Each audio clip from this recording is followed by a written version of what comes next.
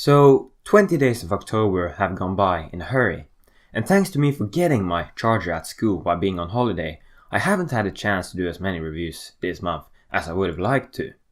I wanted to talk about movies that I rate highly as Halloween movies despite them not being that scary, and I wanted to talk about movies that should have been scary, but ended up becoming whatever the Predator was.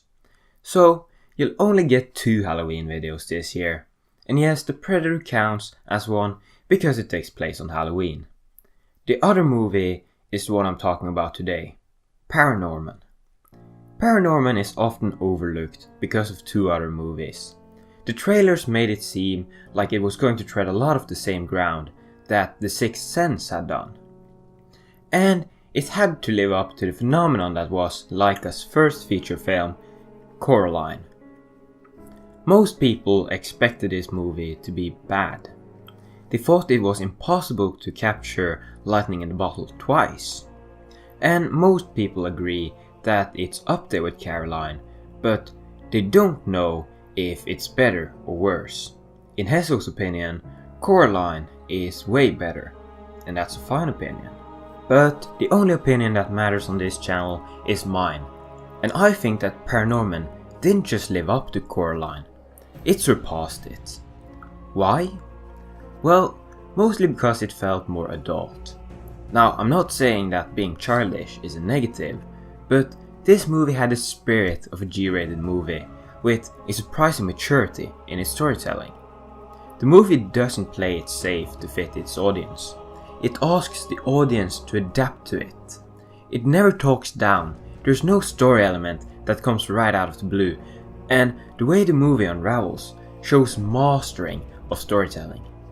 The characters are way better in this movie, with Norman and his fat friend being way more memorable than any of the characters in Coraline.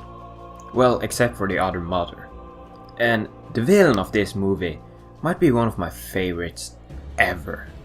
This character is what all those sympathetic villains wish they could be. This movie looks gorgeous, and the decision to add CGI to the visuals was a welcomed one. The colors of this movie I remember being so tonally perfect that sometimes you can watch a scene without the sound and still get emotionally attached to the movie. It also has a lot of creative scenery to go with the movie. And I'm not talking about the toilet. This shot always gets me. Look at it! I can't remember the music of this movie that well, and some of the characters are super stereotypical. Those are things that might hold it back from being a modern classic. But even with those problems, I still see it as a Halloween classic.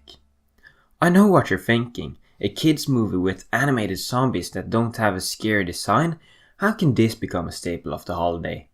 But because this movie is so adult, I think that it's disrespectful to call it a kids movie. It's a movie that anyone could enjoy, and I guarantee that if you give yourself into the story and what these characters are going through, you too would be surprised at how good this movie actually is. A little bit of a serious tone to this review, but for this one it was important that I never came off as my usual sarcastic self. And I will give Paranorman an 8 out of 10.